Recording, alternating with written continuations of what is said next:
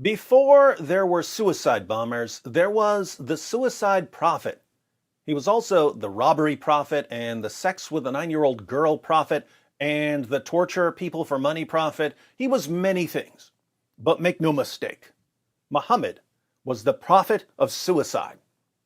Oddly enough, his followers never seemed to know this, just as they never seemed to know anything about him apart from the filtered, sanitized, and sterilized information they get from their lying scholars and apologists. Our Muslim friends are given a watered-down, whitewashed Walt Disney version of Muhammad that bears virtually no resemblance to the horrifying, perverted, and in all other ways disgusting figure we read about in Islam's most trusted sources. And because his followers never seem to know much about their prophet, they always assume I'm lying when I tell them what their sources say. In a video I posted last night, I mentioned that Muhammad tried repeatedly to commit suicide. But Muslims have never heard this before, so they have no clue what I'm talking about. What reference do you have regarding Muhammad, peace be upon him, wanted to commit suicide? The man who spent most of his life eating one date, one drop of olive oil, even days past he and his family even didn't receive that also. Mecca people offered him, leave your religion, we will give you immense money, power, whatever you want. It was very easy for him to build alliance with Mecca, his own people, and get rich, get power. Even what money he got from Bibi Khadija, he also gave them as charity. How can this be possible? A man who torched war victims, so money-loving, demo post, has only one carpet with zoot-like material, one mug, one jar when he died. Don't you see, brother, your words are mocking at you. Brother, may Allah guide you to true and right path. Ameen. I'm not sure what most of that has to do with anything, but the challenge for a reference was perfectly clear. So, where do Islam's most trusted sources say that Muhammad tried to kill himself? An easier question might be, where don't Islam's most trusted sources say that Muhammad tried to kill himself? Because Muhammad's suicide attempts are all over the place. But we'll look at one example. This hadith is long, so we'll skip to the part about Muhammad repeatedly trying to kill himself. Muhammad started receiving revelations, but the revelations eventually stopped coming.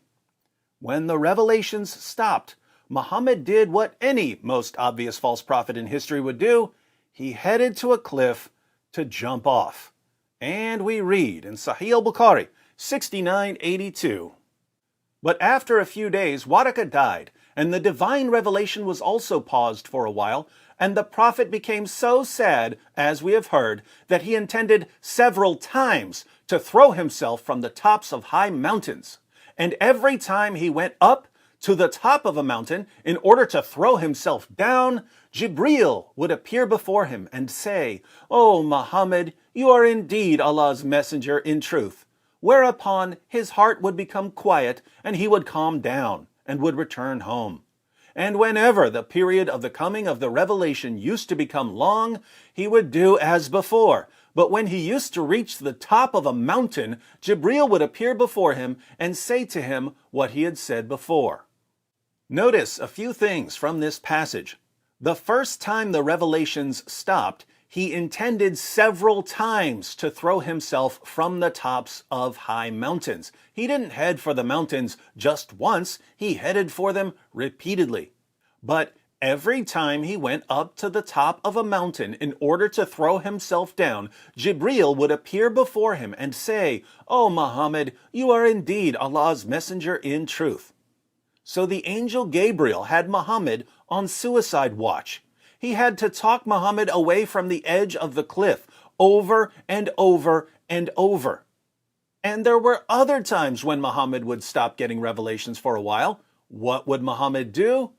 And whenever the period of the coming of the revelation used to become long, he would do as before. But when he used to reach the top of a mountain, Jibreel would appear before him and say to him what he had said before. So, Every time Gabriel stops bringing revelations to Muhammad, Muhammad climbs a mountain in order to kill himself. And Gabriel has to rush to the mountain to calm Muhammad down. Do you know what this sounds like? It sounds like one of those ex-boyfriends who calls up his ex-girlfriend and says, "If you don't come back to me, I'm going to kill myself. I can't live without you. You get over here right now or I'll blow my brains out. I'll do it, I swear." That's exactly what Muhammad sounds like. "Gabriel, if you keep ignoring me, I'm going to go jump off that cliff. I'll do it, I swear." How mentally stable is this man? Muslims, of all the prophets in all of history, you're going with the guy who headed to the nearest cliff whenever he didn't get his way? This is the guy you trust to tell you everything you need to know about the creator of the universe? This man belonged in a mental hospital. And there's more. Because Muhammad wasn't just suicidal when that demon masquerading as the angel Gabriel didn't call or text him for a few days. He was suicidal before he started receiving revelations, and he was suicidal when he started receiving revelations because he thought he was demon-possessed. So, before he was getting revelations, he was suicidal. When he was getting revelations, he was suicidal. When he stopped getting revelations, he was suicidal. You can say I'm making this up too, but think about it.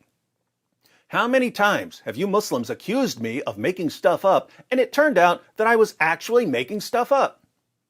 So before you accuse me of lying, how about watching my video, Muhammad, the Suicidal Messenger?